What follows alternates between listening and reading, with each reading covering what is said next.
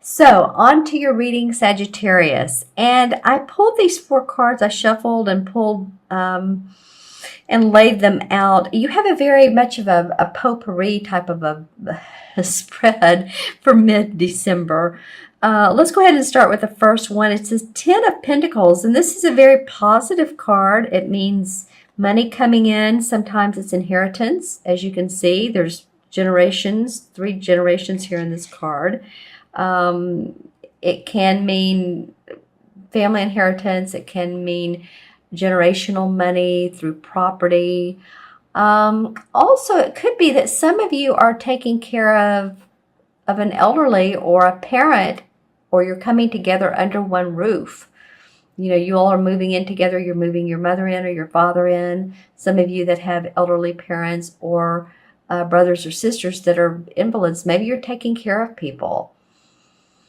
Even if you're not moving them under one roof, it could mean that you're spending a lot of time at their house, or you're bringing them to your house. So it could be either or any of those things. It doesn't have to be money itself, but it can be parents, grandparents, that. It usually is a positive card because it is accomplishment. It is the 10. So 10 is the last number in the pentacles of all suits. So there's a finalization to it. It might mean, too, that taking care of properties, wills, and probates. So just know that this card has come up. If this pertains to one of you Sagittarians in any form or fashion, then that's awesome. Make sure and watch your rising and your moon signs as well. This is not all for every one of you, but it did come up. And another thing I did this time, and I've been doing, is I asked my Pentacles, is this the right card for Sagittarius for mid-month? And I asked for all 4 of these cards. And so, I'm just checking in all different directions. I want to make sure that I'm giving you all the right information. So again, if this doesn't make sense for you, watch your moon and rising signs as well. But this has to do with money, property, parents, grandparents, children. Some of you may be also planning for college, and this is an unusual time of year, but maybe not. Maybe you're sending someone to college during the mid-semester or during the second semester of the year, and might be getting money for that. So just be on the lookout. The next card it's the same as the Death card in traditional tarot, which is like transformation. So what hasn't come to light is starting to come to light, it feels like, Sagittarius. You can see that here's the butterfly, here's the past, she has on this dark clothing, but then this man and this boy are walking into the light, into a meadow. It's a little bit foggy, so it's hard to know what's in that meadow or what's on the other side, but it is transforming. It is like you're changing your routine, you're changing your life, doing things differently than you used to. I keep getting routine. So whatever it is that whatever your routine has been for the last years or last months, it feels like for some of you guys it's changing. Now we are entering the holidays. That could be part of it, but I feel like it's pretty permanent changes. It's not just, oh, well, for a week or two we're having guests over. It's more than that. It's like a deep change for some of you. If you've moved and you're having to get used to a new type of a neighborhood or people around you is what I'm getting. Or if you've changed jobs, or if you're changing your business. But anything that you're doing differently, it actually is deeper than that. It could be that some of you are transforming the way you see yourself physically, and what you eat and exercise, and changing I'm getting bad habits.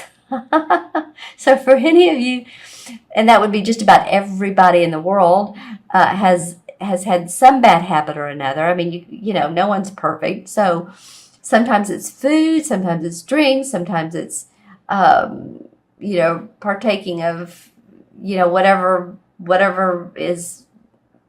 makes you happy. And for some people, it's gossip.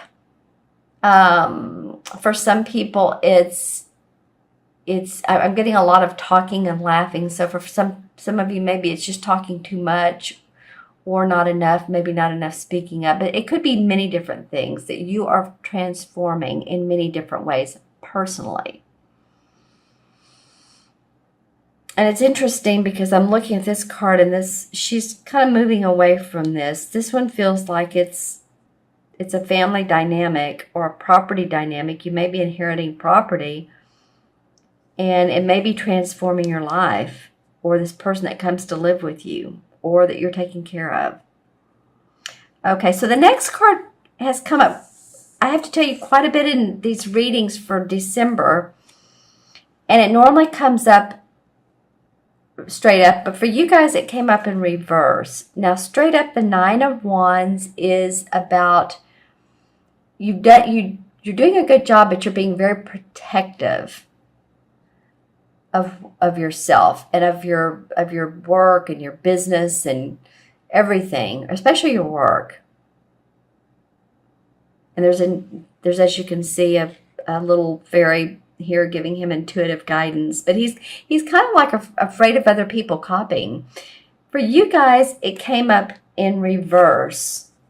And so it feels like there's some uncertainties. You know, it's probably related to this. Transformation can bring uncertainties. It just can. So while you are protective of yourself and the work you do and who you are as a person personally, you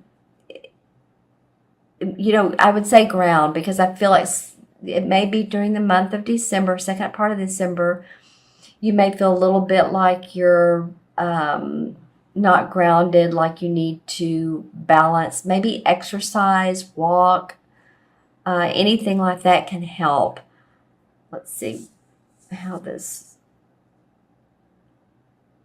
Oh, there's light here, and then on this thatched roof, there's light. So it's upside down. So what it's telling me, these wands are actually pointing... Okay, well, okay, I'm going to go back to this. It's first chakra. It's feeling financially safe and secure, material wise, like that you have enough money coming in that you can pay your bills. And the reason I'm saying this is because when I look at this card in reverse, the rods are all near what would be his first chakra, which is at the bottom of our back, our tailbone. And they're at the top. So I'm seeing, you know, this at the top, and then this points towards the light. So, yeah, just a lot of grounding. Maybe changes have been going on in your life. Again, it could be around family, relocating. But, you know, Mercury's going into retrograde, I believe, December 19th through January 7th. So it might be that you take some time out from thinking so much and reevaluate where you are. You may have some time off to do that. Some of you that are taking a week's vacation, or you automatically get time off. If you're in the education world, then you automatically get that time off. And I would encourage you to do so. Take some time to look at where you are, take time out, take care of yourself. You may be seeing some friends you haven't seen in a while. You may, of course, be seeing family for the holidays. And happy holidays to you, no matter what you celebrate. Christmas, Hanukkah, no matter what spiritual sense you are or religion you are. But I think that would be good to take some aura and R for sure.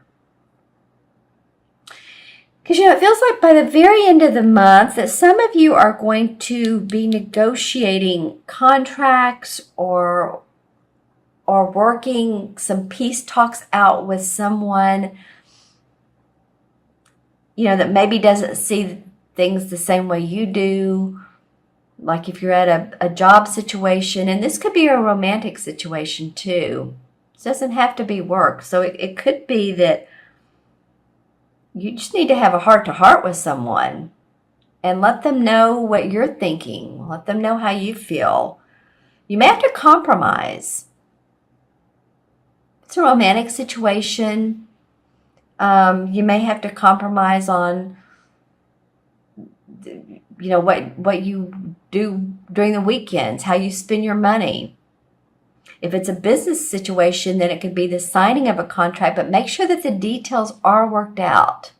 Mercury retrograde, especially during this time period, because, they say the best time not to sign contracts is during Mercury retrograde. Well, when I moved, which was about a month ago, when I was looking for a place, it was the beginning of Mercury retrograde, and I signed the contract, and I'm very happy here. So not to say that you shouldn't, or you just don't do it, because I was in a position where I had to. That's just what came up. It's that the owners of the other residents wanted to fix the foundation and all this other stuff that needed to be done. So there was no choice. So sometimes, the universe just moves us along, and sometimes too, like me, if you're born under Mercury retrograde, it's not that big a deal.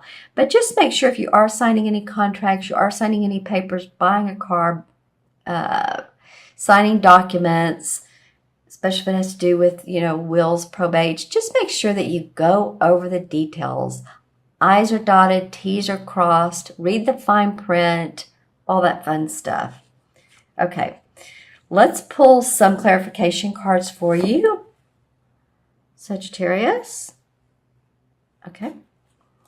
And what comes up for Sagittarius? Well, the Queen of Cups. All right. Well, that's a water sign. Pisces, Scorpio, or Cancer.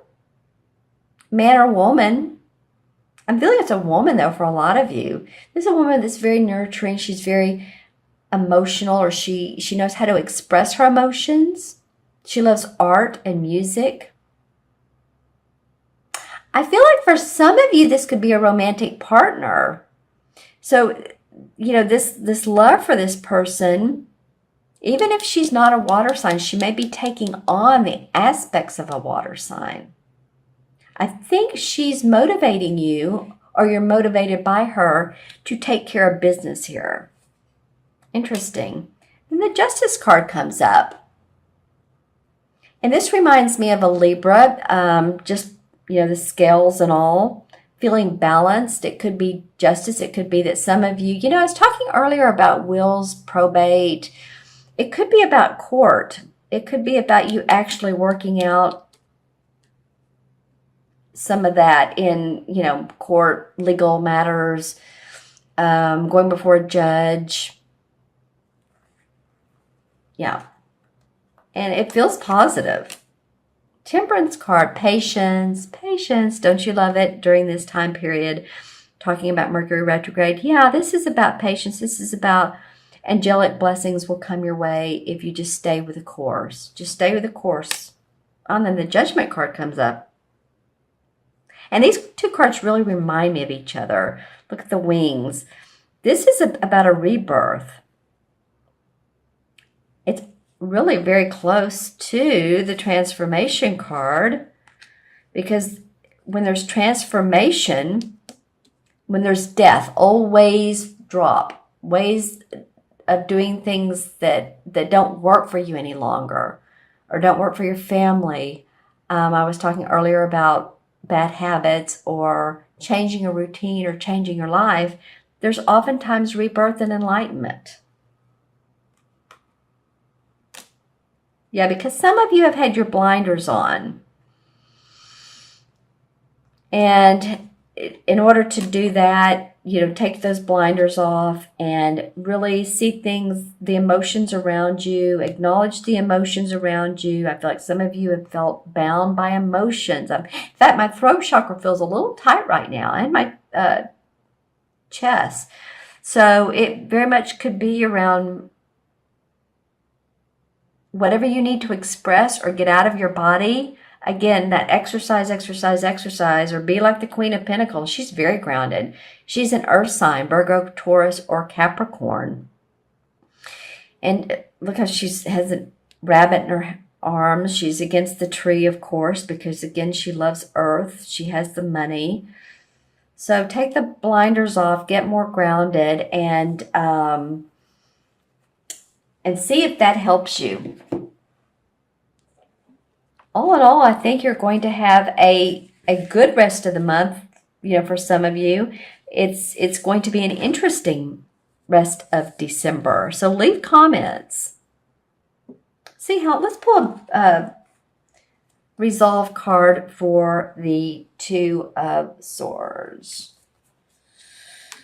The resolve card is the High Priestess. Okay, so in order to work out these details, go into your inner psychic abilities, your inner intuition, Sagittarius.